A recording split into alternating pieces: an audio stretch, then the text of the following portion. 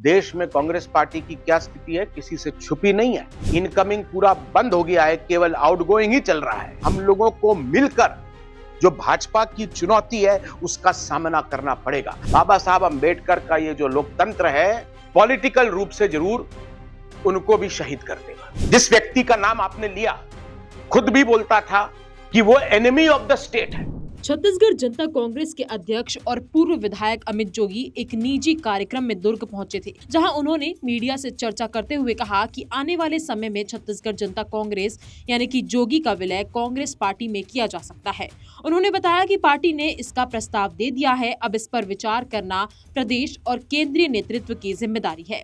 अमित जोगी ने कहा कि देश में कांग्रेस पार्टी की स्थिति काफी कमजोर है, इनकमिंग बंद है और आउटगोइंग जारी है। ऐसे में देश भर की 42 रजिस्टर्ड पार्टियों ने जोगी कांग्रेस में विलय का प्रस्ताव दिया है, क्योंकि सभी का उद्देश्य देश और प्रदेश हित है। उन्होंने कहा कि मेरा कोई व्यक्तिगत स्वार्थ नहीं है, सभी को मिलकर भाजपा की चुनौती का सामना करना पड़ेगा। जी, अभी हमको जो अपना उद्देश्य दिख रहा है, छत्तीसगढ़ को अगर हमें बचाना है अडानीगढ़ बनने से, ये जो फांसीवादी ताकतें हैं उनको हमें रोकना पड़ेगा और आपस में लड़कर उनको नहीं रोका जा सकता है। आज देश में कांग्रेस पार्टी की क्या स्थिति है किसी से छुपी नहीं है। पार्टी का इनकमिंग पूरा बंद हो गया है, केवल आउटगोइंग ही चल रहा है। ऐसे में 42 रिकॉग्नाइज्ड पॉलिटिकल पार्टीज हैं पूरे देश में।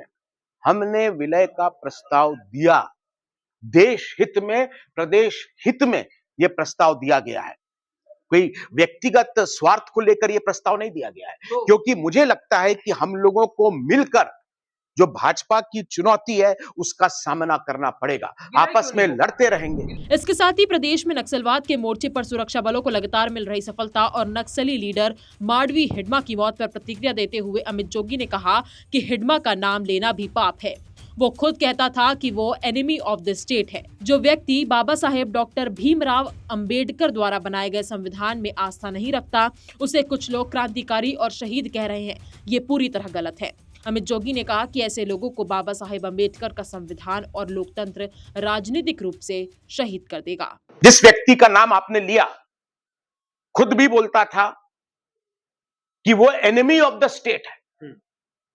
जो आदमी बाबा साहब अंबेडकर के द्वारा बनाए इस संविधान में आस्था नहीं रखता, उसको जो लोग महामंडित कर रहे हैं, शहीद बोल रहे हैं, यहां तक मैंने सुना है।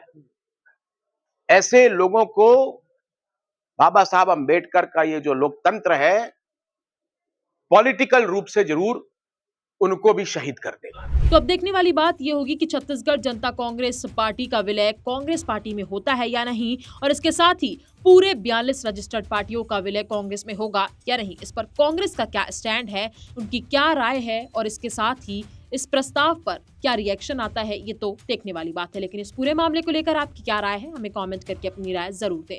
ऐसी ही तमाम खबरों के लिए बने रहें IBC 24 डिजिटल के साथ।